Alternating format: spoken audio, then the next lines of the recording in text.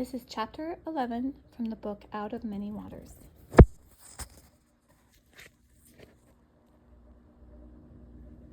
Sabbath lights. Isabel lifted her skirt slightly and climbed down the ladder into the passenger quarters. Babies cried, mothers scolded their children, and men talked in animated tones, but Isabel heard Rochelle's voice carrying above the din. "You had no right to give it away," she stamped her foot loudly. "You don't care at all about my feelings. You didn't even ask me." Maria answered her angry daughter with calm, reasoned words that Isabel could not make out. Still, she knew exactly what was bothering Rochelle. She looked down wistfully at the blue dress and traced the raised embroidery of the stomacher with her finger. Rochelle stalked away with the air of a cat whose fur has been petted in the wrong direction.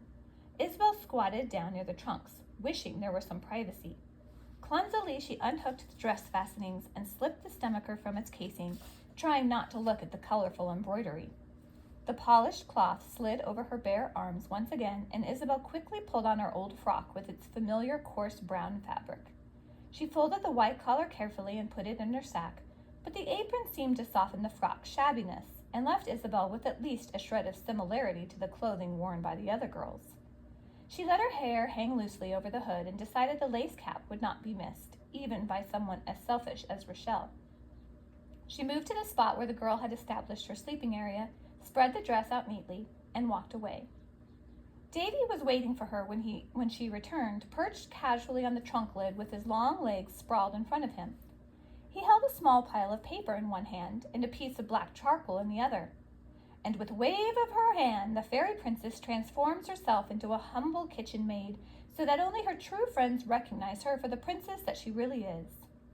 "Don't mock me, Davy," Isabel retorted. She stopped abruptly, surprised at her own outburst, but Davy was not put off. "Your humble garments are a poor disguise. I can easily see that you are a real princess." Perhaps Davy was not teasing her this time. She looked at him questioningly, her defenses gone. "Then you must be a true friend," she said quietly. He began to sketch, and Isabel watched in amazement as a tin lantern overhead reappeared in soft charcoal. Davy was now concentrating on his work. The picture seemed to come to life under his graceful strokes. "It seems our family is often apologizing for the rudeness of my sister," he said. "Believe me, she's not always this selfish, but perhaps she's a bit jealous." "How could anyone be jealous of me?" Isabel asked. "Maybe because of the attention you've gotten," he said, rubbing charcoal dust from his fingers. "Everyone is sympathetic to what you have gone through, and we have all spoken of your bravery in escaping. And perhaps Rochelle is afraid of the new place you have taken in our family." "But I have no family here," Isabel protested. "I've tried not to depend on anyone. That's why I'm working for my passage." Davy ignored her arguments. "You should keep the dress," he said. "No, the dress doesn't matter," Isabel said, sitting down. She brushed some lint from her frock. "It would only have gotten soiled in the cookroom anyway. This old frock is used to hard work and doesn't seem to mind how dirty it becomes. Once I find my family, I will throw it in the fire and happily watch it burn to ashes." Paulo caught sight of Isabel and wandered over, sitting close to her and rubbing his hand against her sleeve. "Yes, Paulo, I'm back in my old clothes again," she sighed. "Another true believer, no doubt," Davy said with a wink. Paulo looked with interest at Davy's sketch, then took other drawings from the pile and held them up for Isabel to see. A picture of Maria Levy's face made the biggest impression. Her eyes had the same kind look that Isabel had noticed, and her hair fell softly around her face. Her mouth had a sad, sweet smile. "How did you learn to draw like this?" Isabel asked. "I haven't learned yet, really," David said. "When I get to Amsterdam, I'm going to try to apprentice myself to a portrait painter. Good artists there are known the world over. But that is just a dream," he added. "My father says he needs me to work with him. Who ever heard of a butcher who was an artist?" Paulo pointed to Maria setting up a makeshift table from a packing crate. Davy looked thoughtfully at Isabel. "I don't suppose you remember celebrating Shabbat, do you? Father says it's a time to put aside the cares and work that have occupied us during the week and allow our minds and bodies to rest. I really do feel different inside as soon as the Sabbath begins." Isabel knew she would not feel any different. She would go on working in the cookroom and wishing for the end of her journey. But she was curious about the celebration. Would the other passengers tolerate a Jewish ceremony right on the ship? She worried again about the men she had overheard talking about the Inquisition. She must tell Maria Levy. She had put it off too long. But Maria was occupied with the preparations. A rough box was draped with a square of white linen whose four corners were embroidered with the blue six-pointed star that was a symbol of the Jewish religion.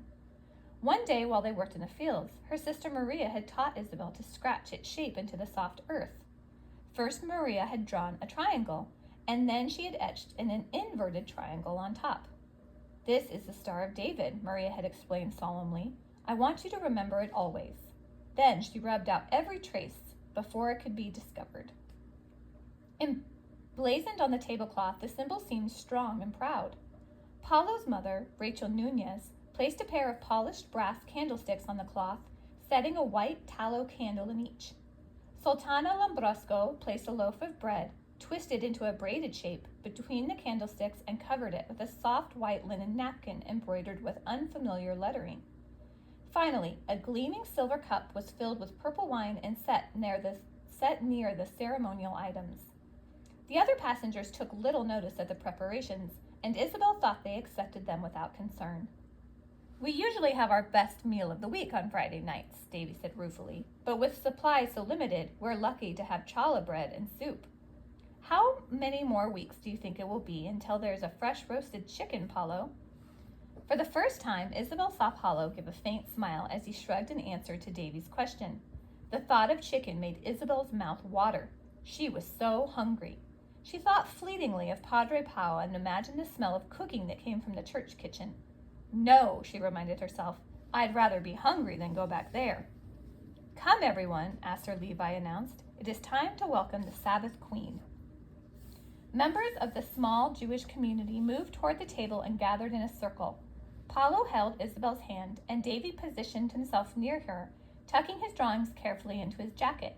Traces of charcoal dust still clung to his fingertips. Isabel tugged at Davy's arm, and he bent lower. "Why does your father call the Sabbath a queen?" she whispered. "It is an image that comes from a poem," he explained quietly. "It is because the Sabbath is beautiful and special, and because it is to be honored." Isabel pictured a beautiful queen like an angel gliding down from heaven and watching the ceremony. Astor handed his wife a long glowing taper. Silence enveloped the group, and the voices in the background were no longer an intrusion. Maria lit the two candles, extinguished the taper, and closed her eyes.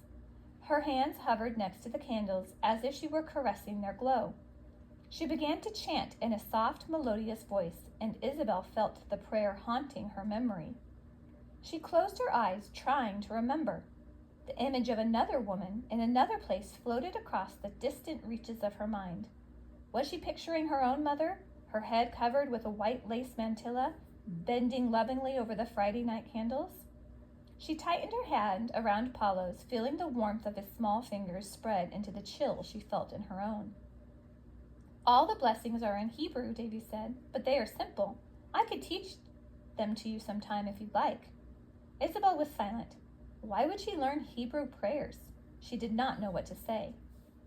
Now Astor raised his hands in front of him, his long fingers close together and his palms slightly bent. The children all moved forward. Isabel held back, not wanting to intrude on the ceremony, but Paulo pulled her closer. She watched the children bow their heads and close their eyes. Astor chanted in Hebrew and then spoke in Portuguese. "The Lord bless you and keep you. The Lord make his face to shine upon you and be gracious to you. The Lord turn his face to you and give you peace. Amen." The adults surrounding them added an uneven echo of amens. Isabel shifted uncomfortably from one foot to the other. Abraham Israel raised the cup of wine and sang a blessing. He took a small sip and replaced the cup on the table. Judica Merida handed her baby to Sultana, stepped to the place of honor, and gracefully pronounced the blessing for the bread. She broke off small bits of the loaf and passed them around as everyone turned to those around them with affectionate hugs and greetings of Shabbat Shalom. "I don't suppose you know what that means," Davy said. "It's Hebrew for Good Sabbath. We wish each other a peaceful day of rest and a good week to come. Shabbat Shalom, Isabel." Paulo tugged at Isabel's sleeve and nodded eagerly.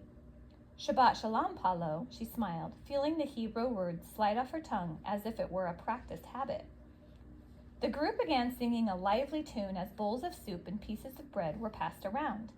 The glow of the candles reached every corner, and there was a feeling of peace that seemed almost tangible. But Isabel was absorbed in thought. Maybe, long ago, I had a family that welcomed the Sabbath like this, but all that is lost. Paulo got up and returned, holding Isabel's burlap sack. He plunged his hand into it and pulled out the Bible. I had forgotten about that, she said. My sister told me to read it when I felt lonely. Did Paulo know how lonely she felt right now? Even surrounded by all these people, I am still alone. If only Maria were here. You can read? Demanded a loud voice. Isabel was startled to see that Rochelle had joined them. I never had time for such lessons. I'm surprised the friars allowed you to stop working long enough to learn. All of the children at the monastery were taught to read the Bible in Portuguese and also to read and recite the Latin prayers, she answered. We had to learn. Paulo, come to bed, came his mother's voice. The child hesitated, looking at Isabel. Davy moved off to join the men, who were engaged in a lively discussion in one corner of the quarters. What's the matter, Paulo? Isabel asked. The boy tapped the Bible and then pointed first to Isabel and then to himself. Do you want me to read to you? She asked, and the child nodded. If it's all right with your mother, I'll read after you are settled in bed. I'm going to listen too, Rochelle announced. Isabel did not answer. She picked her way among the sleeping mats spread out on the floor, and Rochelle boldly followed her. Is it all right if I read to Paulo for a little while? She asked Rachel Nunez. As long as you don't keep him up too long, Isabel. I think it would be a great help. The sea is so rough tonight, it might keep his mind off of it. But Isabel did not think Paulo's mother would forget how the ship rose and fell heavily on the stormy waves. She seemed worried, as did many others. The passengers tied their trunks and bundles securely together to prevent them from being tossed about. Judica Merida was steadying the candlesticks and debating with Maria whether it was safe to keep them burning, or if it would be a sacrilege to blow them out now.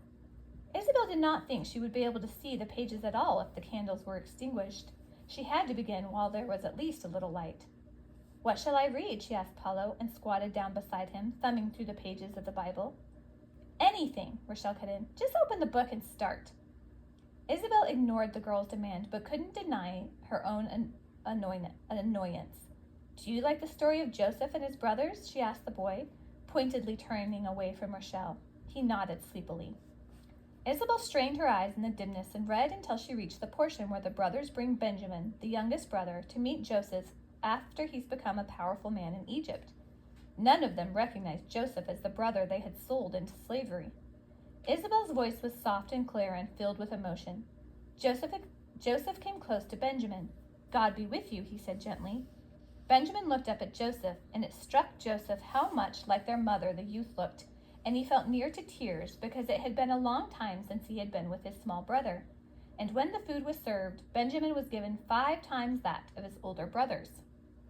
Isabel closed the Bible and looked down at Paulo. He was lying on his side with his cheek resting on his hands. His eyes were half shut.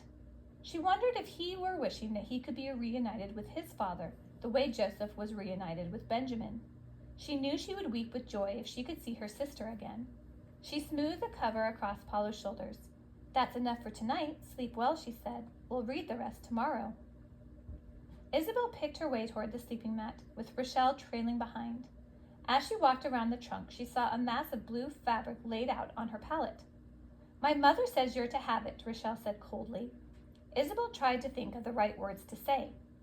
She didn't want the dress if Rochelle had been forced to give it to her. There would be no joy in such a gift. I will save it for the day we arrive in Amsterdam, Isabel said. She folded it carefully and put it in the trunk. Maria moved between the girls, smoothing covers and making sure there was no loose baggage. I should ask Maria about the sailors now, Isabel thought, but she still had doubts about what she had heard.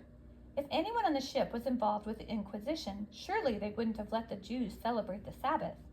Her memory of the conversation was less clear than before. Perhaps I was dreaming, she decided. Maria might think me foolish. Maria knelt down and kissed her daughter goodnight, and Isabel turned her eyes away, embarrassed to be watching.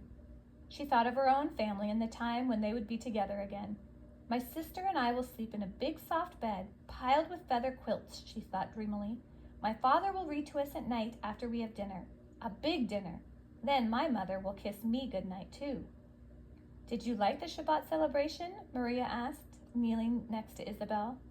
Isabel blinked into the growing darkness. That's not really a fair question, is it? Maria said before Isabel could answer. I know this is a painful time for you, Isabel. Your religion and your family must seem very far away. But time will change everything. Do not be impatient. Isabel closed her eyes. I wonder if Rochelle realizes how lucky she is to have her mother here, and Davy thought Rochelle was jealous of me. She tried to concentrate on the time when she would find her own family and not feel envious of Rochelle when something unexpected happened. Maria bent over and kissed Isabel's cheek. Good night, child. Shabbat shalom.